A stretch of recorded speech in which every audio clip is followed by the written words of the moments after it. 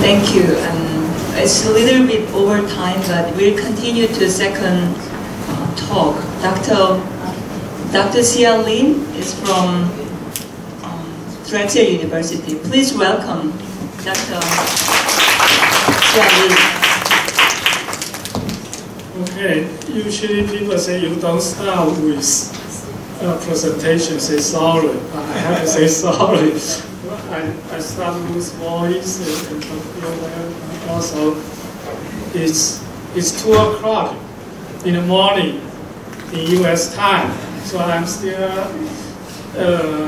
with that time. So if I sleep in between, forgive me. Okay, so that's my topic. A little bit background, the same thing. I've been in Dresden for a while now, 1997. You can see, long time ago, I was a student in China. So that's, I went to US to get my master and then get PhD, just continue study there. Now, I did 3 colleges. First is CIS. When I just got there, it's called College of Information System and Technology. And then it's become iSchool. Then it becomes CCI. So it's one school. It's not 3 schools, okay? It's one school, but the school's name changed. They have a special meaning change. When iSchool become the main change, we say we need to emphasize that we call it iSchool at Dresden. A lot of people say iSchool at Maryland, iSchool at Pittsburgh, iSchool at somewhere, we have iSchool. But now we need more and more computational power and also focus on informatics. Focus on informatics. That's where we are not just talk about interaction. We advance is a science of information, meaning of information, and practice of information. That's my summary of what is called informatics. That's what our school is right now. And for my own research area, I focus on visualization. This is starting from my dissertation. Usually, it's your dissertation will go with you for a lifetime. You keep working on your dissertation topic, and then you can apply it to a lot of other things, like visual interface for information exploration and discovery. That's the data science situation. Actually, I'm really glad that Dr. Chin introduced the data science, talk about how we get data into the analysis. I'm more interested in how we present the data after the analysis, or how we do the analysis. There's a structure mapping and metadata and knowledge. This is something that we are going to talk about tomorrow in the conference. Knowledge organizations, 3 of us will all be there. And then the other things that emphasize humans still at the center. No matter how much you emphasize on data, it is the data that serve people. We have to emphasize on human-centered computing. This is also my research area. So I'd like to introduce my talk with 2 big pictures, like how Google does these things and how IBM does things. And my little picture go with them. Of course, it's not in their large scale. You don't do that kind of research by individuals, right? So, and then my focus is about actually all these. The reason I use their introduction is they are also all their focus talk about how to interact with concepts, and then not just search. Search is interact with stream. That's why it emphasizes on interact with meaning of the language, and building a large conceptual network. And if you can visualize it or make it big, so that's the whole idea. Google's knowledge graph. Google's knowledge graph announced a big deal some 2012. So it's a number of years. Google make I think that article still there. It's talk about what is Google graph, emphasize on things, not strings. Current or generally search is just by keyword matching, then it's string. So that Google introduced it to a very nice demo, But many years after that, it's still a demo. So that shows it's very challenging. What is really behind it is a huge semantic network that Google built. Google has the power to build very large network. You have try to identify people, places, using some database and try to make a connection among them. And they believe that using these will make it easy to understand the query and show the results. So this is their demo. It's still in YouTube. If you go there, it's a very nice demo. But until today, 3 years after, there's still no product like this. It's really nice demo. You search Da Vinci, you got all related idea come up with different displays. They can do it, but can only do it on a special case by case. Very hard to generalize. What is really generalized is called knowledge graph display. This is actually their alternative of Google Graph. They found instead of making complicated visualization, it looks very good, but most people just play with it, don't really get information. But on this kind of information, it's really useful. Name some key factors, some key peoples. That's the reason I talk about back to metadata. This is like metadata. It's really every time you have some variety, you get some key features. That's the metadata. So what's this? Your school, right? Your school, same thing. You have a display, and you can check if all these facts are right. Or I think there's a button here. If it's not, you can make suggestions, say correctly. That's the Google power. It says let's try to do the best, and then let people correct. Or warn people. Some of those, I don't know. Do you recognize all these people, or these say famous people from this university? So any local people are easy to recognize, but it will be very useful if I search from US. I don't really know, and then it will be interesting. It's popular. Popular. Yeah. Not sure about famous. Yeah, that's.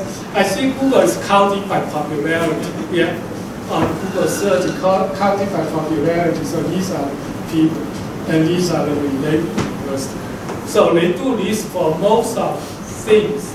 Some things that big or big enough things. If someone famous, get their own display box. Someone not famous enough, you don't get a box yet, or you can create one. Some there are a lot of people. The small business, they try to promote their own business. Is trying to make Google create a display box for their company or product. So that's essentially what's behind. What's behind is initially is free-based Google purchasing, Google and Wikipedia. All these are open source, but Google can get it and make use of it. But this is something that Google now is building. Google still not announced it as a product, but it's a huge, it's bigger than anyone else that we believe that Google usually can do it bigger than any other repository, including these two parts of law. And then the key is using machine learning to make the leap. Google right now, if you go to the Google research, they do a lot of machine learning, a lot of artificial intelligence, neural network. So all those things that have been in the literature for 20, 30 years and not really put into make a commercial product, but Google trying to make this into a product. So someone say this is a replacement. It's really for knowledge graph, but it's really is what together behind. So that's the knowledge graph. It's bigger. It's machine learning. I put it there, but that's it's the journal part. Initially search. We jump to here. Say, well, maybe we can do some kind of search result like this. Or then it say maybe we jump too far, so we should come back here. That's the sort of kind of circular. These whatever possible, they will go here, but for now it's still there. A lot of learning needs to take place before we get there. That's Watson. Watson's emphasis on learning. They claim that I don't know if all of you know about IBM Watson. You should heard about it, like, right? Or you talk about it in class, like your faculty will talk about it. In US, there's a big news, Watson in the popular culture, they play games, show Jeopardy, they actually win. So they are using some kind of machine learning. The real difference is you will ask questions, not only just search. You actually, based on the data, generate some questions, and then try to keep asking a lot of questions, then try to merge them together, come up with a confident level. Say this is what was the thing about the answer. IBM now is pushing to make this into the research product. Actually, encourage a lot of people using it. For education, I think with our school we can use it free for searching. But it emphasizes this is called cognitive computing. Why is it called cognitive computing? Because it's try to understand the meanings behind the language and building up a whole new knowledge store. So it's really is on the deep understanding. I see it's doing very well now. It's developed ability to understand, ability to learn. And we still have a question mark is ability to apply knowledge, ability to work with people. That actually is fundamental. IBM believe all these four need to be implement successfully to make really a machine like people, smart people, for example, or we help people to do knowledge work. Is not only just the ability to understand and learn. This is already tough enough, very, very difficult. But to jump from this level to that IBM need a very, very large database and learning abilities. So that's the IBM thing. My research, I'm also doing deep understanding, how we develop deep understanding of these. And I try not to build a knowledge store by myself. That's very hard, right? You can build a very big one. So we try to use the existing KOS, knowledge organization system, or in our tradition we have classification system, we have Cesaro. A lot of these have a lot of knowledge built. We just don't know how to use it, or how to teach the machine. That's the key. The machine needs to understand that kind of relationship so that we can. So that's I also try using some algorithm, some kind of, for example, statistic computer can do a statistic count, co-occurrence, or something that come together. We need to convert into some kind of semantic meaning or meaningful link. That's the research. Just quickly, this is what project is called digging into metadata. I just tried to combine 3 large digital libraries and then putting all these, merge these together. Integration, actually that's also Google, IBM working, how you integrate. You have to integrate from multiple databases to make it big. In the same time, we have DDC, our classification system. We try to put in there, and then still using the search engines index and to do that. Finally come up with the interface of this. Also, I'm not going to go into detail how to do this kind of analysis. Essentially, I try to do the indexing and adding how we add automatic classification, the DDC, how we add DDC number to some of the resource through this kind of machine learning process. So this is DDC. I don't know if your library uses this or some other, but everybody knows the library classification system. How we get it? So this is the result. Similar, like a very fancy, but very challenging to understand. But if you look at detail, you can see a lot of relationship, math, science, and how they relate. Science are here, math science, and then arts here, social science here. That's automatically showing up.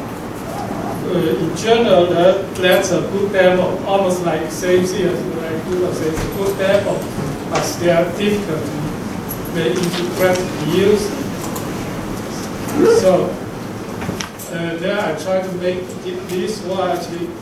This is the one actually a little bit more focused, do a little bit search and then display, like not display all.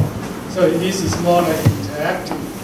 If you click on the link, you can see some of the interaction, some of the related link. That's the idea. Project 2 is also about annotation, integration, and visualization. Annotation means you got a document, you got an ontology, a classification, you try to make the link automatically, or some kind of algorithm to link to this. So we work with SQL. They give us 1 million documents to try it. They give us some of these are some of the very large ontologies. So we try to do an annotation, assign these to the documents, and try and final visualization.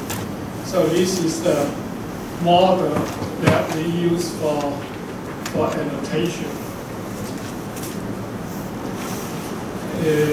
Using some of these open source tools. Typically now there's a lot of open source projects. If you work on ontology, everybody using project tool. Then the link type is also like how you cut string into chunk of and then do the mapping for this. So that's how we do it. Is we also create some kind of interface that we can put 2 ontologies for one article that immediately shows, highlights which one is annotated by this ontology, which one annotates by that ontology. Then finally try to put these together. So that's the integration and finally visualization. So there are always 3 steps of that.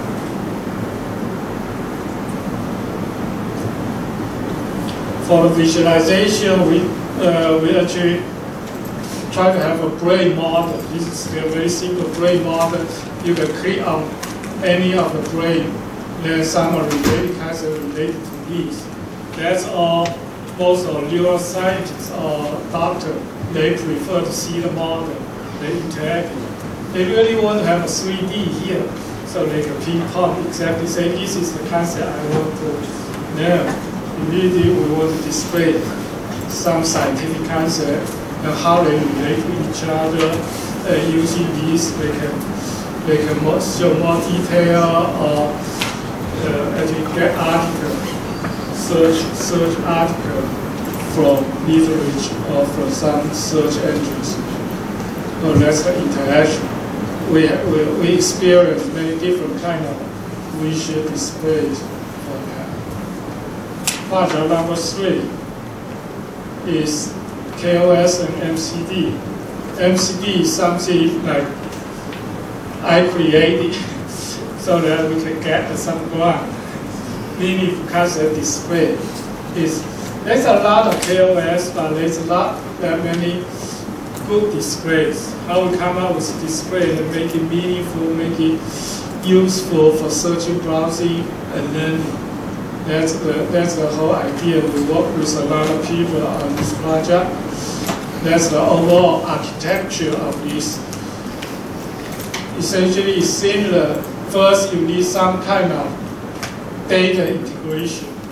You need to integrate data and then have some API to support display, a different kind of display, and finally interaction of that. That's the model. So we have a knowledge store by using one classification, one ontology, several ontologies, just as an example, putting in one huge database and then try to make connections among the concepts. Sometimes we still need to do it manually. How we like cut in this in more detail with oil on canvas. Actually, there's two concepts. There's one indexing term, but there's two concepts. From that.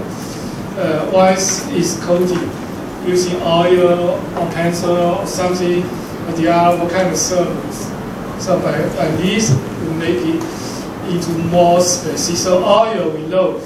Once, if you cut it off, oil has so many meanings. You don't just search the word oil. But here it's very special oil painting. Then you have to say oil really is a kind of painting coating that use. That will make this oil more specific. That's the kind of we try to do is semi-automatic, sometimes combine manual process and automatic process to do this together.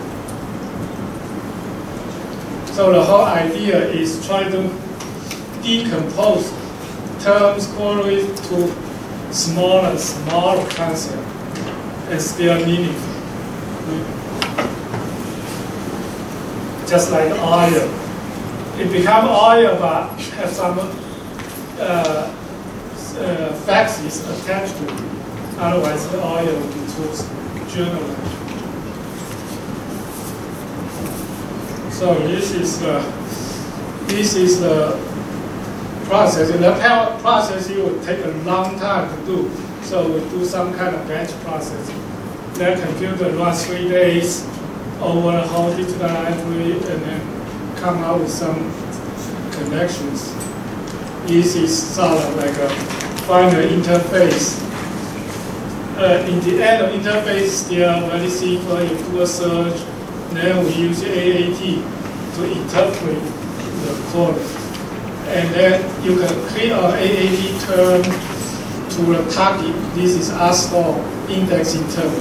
When you pick that indexing term, you are guaranteed to get the most precise search result. That's the idea. But in order to convert that, free tab, we use some kind of autonomous resolve to convert it. Then the search becomes very specific. We also have more, if library or librarian like to interact more. So if you can search every taxi, there's some kind of mapping. It depends on users' interest. They can explore all these terms. These are things I'm going to talk about tomorrow more with more detail in context. Okay, I try to get it quickly over. Idea is moving from metadata and knowledge graph and maybe backwards and forwards. But essentially, there are always three steps, no matter who do it. You need to have a large store, you need to develop some learning, and then focus on the interface. Make it more interesting for user to interact with it. So all these work are behind the interface, but you really need to support user interact with these and make use of it. Okay, so sorry, I will just try to very quickly rush through these presentations. I'll give you some idea. Let me know if anyone have quick questions. Do you have any quick questions? I think it's interesting. It's an interesting idea. Were you able to do any testing of your ideas? Yeah. We run one experiment.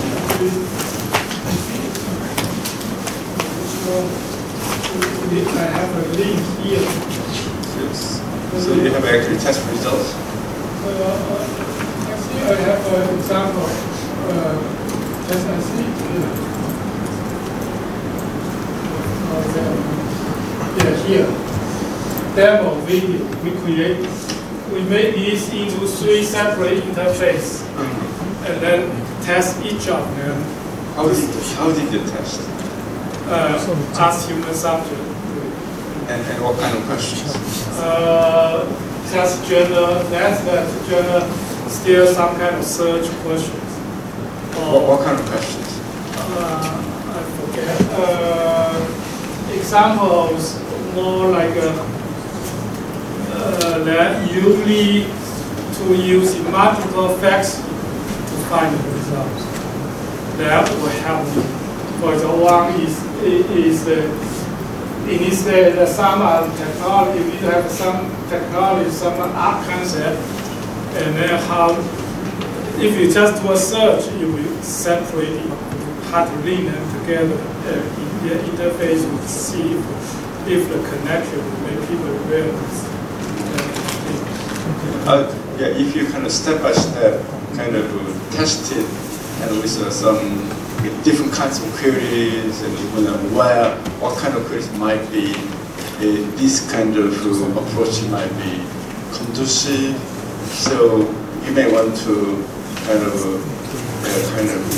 look at big scheme of different kind of queries and trying to find out what kind of queries might be benefit from this kind of graph approach. Yeah, exactly. The most difficult one is how you run the testing. Yeah. And to convince people, say, these are useful. Yeah, devil's in the details. Right, yeah. As in number of papers and conference presentations. Any other questions from students?